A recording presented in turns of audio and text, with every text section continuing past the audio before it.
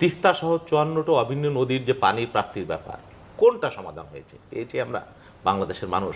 ভারত বাংলাদেশ থেকে $20 বিলিয়ন উপর বাণিজ্য করে, রেমিটেন্স এবং বাণিজ্য। আমরা $1.5 বিলিয়নও রপ্তানি করতে পারি না ভারতে, তারা এখানে $15 বিলিয়ন বাংলাদেশ থেকে। একটা কলার দোকানদার যেখান থেকে আপনি কলা কিনবেন, সেও আপনাকে সালাম দেয়, ইজ্জত দেয়, কারণ তার অর্থনীতি, তার জীবন জীবিকা ওইখানে ক্ষুদ্র হলেও জড়িত। তারা বাংলাদেশ থেকে যেই পরিমাণ অর্থ নিচ্ছে, কি দিচ্ছে আমাকে?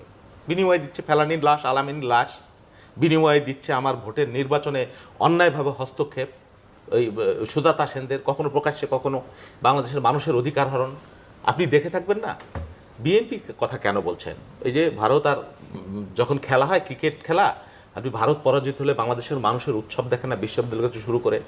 এখন হয়তো আমিনুল ভাই বলবেন এগুলো সব রাজাকার, স্বাধীনতা মুক্তিযুদ্ধ বিরোধী। তাহলে তো বাংলাদেশের 98% মানুষই মুক্তিযুদ্ধ বিরোধী। এই যে যে বক্তব্যগুলা